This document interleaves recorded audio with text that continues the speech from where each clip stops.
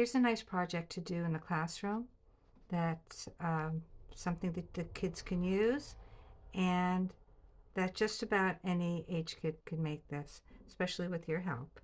So I'm making one that will fit regular size copy paper, has 2 pockets inside. It's made by 18 by 24-inch construction paper, and but it doesn't have to be made with this size. You can try different sizes. It can be made with a lot of different sizes, even regular size copy paper. And if you are going to make this with kids, I recommend maybe starting off with them doing it the small size first, and then having them do the larger size. So the first step is to make the paper into a long, narrow fold. Now, this can be the toughest fold for the kids. I like to say, I'd like to put my finger there. Once it's lined up, you hold it down and slide across. Okay? If I'm working with the very large paper, I might come to the classroom with this step already done. Just because it's the hardest step, and it's really nice if you get this step right, and there's no harm in doing the first step for them. Okay, so the next step is like a paper airplane, and there's only 3 or 4 steps to this. So this is the first one, and then you bring the corner here right to the middle, but you want it to make it straight up and down. Sometimes it's easier to do them both together and have them meet in the middle. You can sort of see it lining up more easily if you're bringing them both at the same time. Then hold it and make it. Now, I didn't do this perfectly at the top. I'm not going to worry about that. Perfectly is better though. So now I'll bring this point. The shadow here is better. I'll bring this point all the way down to this bottom, to the bottom of this, the base of this fold. Okay? When I'm doing that, if I get a bit of a kink in the paper, I need to curl it, but this paper's thin, so it's not getting any kinks. I bring it right there to the middle. Okay? Hold it, slide across, boom. Look, there's the folder with 2 pockets in it, already done. You can even take these pockets and fold it the other way and put them on the outside and have something different inside. Okay? Now, if you're working with a larger piece of paper and young children, I do recommend doing that first step, because it could take a very long time and still not go very well. But here's my construction paper. Actually, I have 2 here. I think I'll put one on the side. And again, when you're doing this, I'm going to let you see the bottom of my paper. Put your finger there, slide it over, and then any kind of sliding you need to do to make it line up here in the corners, you can do that. If it's lined up on the side and in the corner and you're holding it, the whole rest of it will line up nicely. So go like this, and I'm going to do from the, I usually do this from the middle, and holding it and go up. Okay, so there I've got my long, narrow piece of paper. Okay. If you hand it to the students like this, their first step is to open it up, and so I don't have to reach so far across the table. I'm going to do that initial fold where these come to the center at the bottom. Because they're so large, I might not be able to do them both at the same time, or if your students have little hands, they might not be able to. But what you want to emphasize is this edge lines up with this edge, which seems really strange to have this edge line up with the middle fold. But once they see it, it makes sense. Again, with very young children, I will help them with this fold. And once they see that fold, they very often can do this second one by themselves. So again, you know your students. There we go. So now that last step is taking the point of this little roof and bringing it down to here. Now I'm getting kinks. If I had kinks, I just want to make sure there's curls where there's kinks. Okay, hold it in place right there where the fold is. Hold it in place, and don't start folding from over here. Slide across. There we go. Now don't go away, because there's some little problems with this that I want to address so they don't become big problems. Okay, so one of the first things I think about here is, well, students will immediately point this out to you, that paper, this is an open edge, right? So something can like fall out of here. There's a few ways to deal with that depending on what kind of tools you have. First of all, you don't have to do anything. I find papers will stay in there if you're careful. So it's not even a big deal. But one of the things you can do is you can use a paper clip.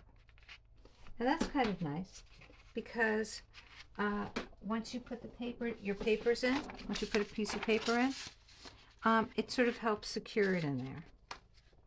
Again, you'll know whether your students will be good with paper clips or not, or whether you'll find them all over the place. Another solution is to open this up, and I'm just going to cut off a little piece here.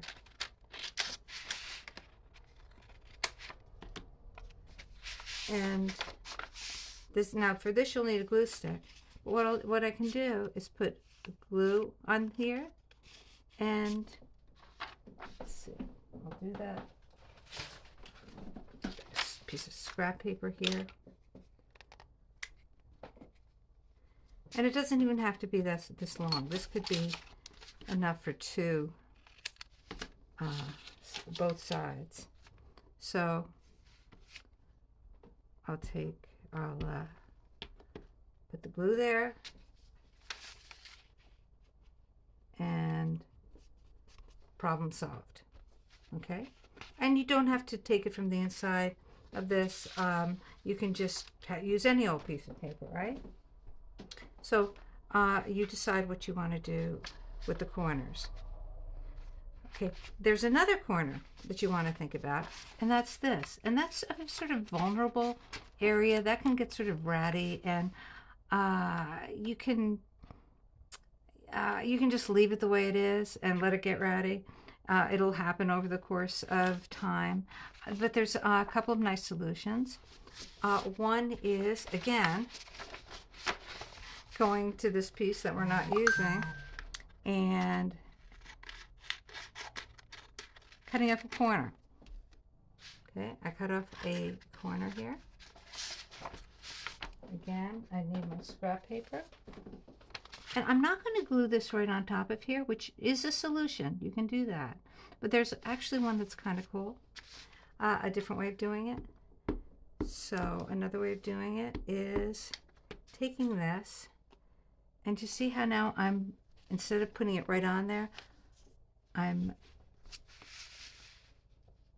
the point is, these points are touching, and I'm going to slide this down, okay, and wrap it around. And that reinforces the corner. Look, it makes a nice little square. Makes a nice little square on both sides. That's kind of cool. You took a triangle, and that triangle made two squares. Okay. Another solution really is to just take this and fold this down and glue it. And that sort of will protect the corner in a funny kind of way. Keeps it from getting kind of ratty. The final problem here is that this piece of paper, the paper that's in here, papers that are in here, could migrate across, and they'll go like this, and the student closes it up, and we all know that's going to happen, right? There's a couple solutions. There's a lot of solutions. One has to do with, yarn, which I bet you could figure out. Another is to use a long armed staple gun if you happen to have one. And if you do that, I would say open it up and do this from the put the staple on the outside, and definitely do more than one, because if you just do one staple, there's going to end up being a lot of stress on it, and it'll probably tear through the construction paper after a while. So I'd say do at least two. If you want to do three, you can. My suggestion is to just do this later after the kids are not there, so that because it's going to take longer than you think it will.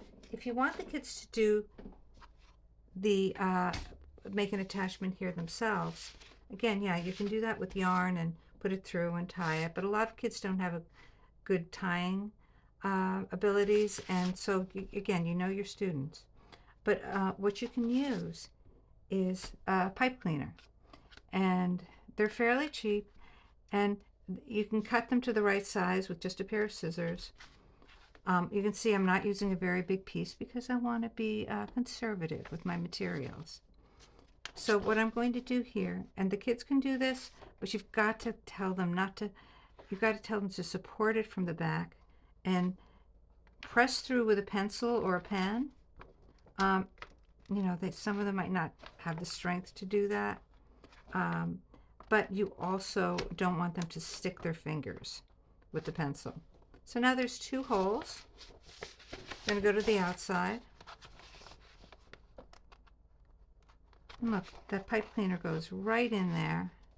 It doesn't have to be, and I'm having a hard time getting it in there. It got in there, but if the students are having a hard time getting it in, you can make it just a little bit bigger by using that pencil again.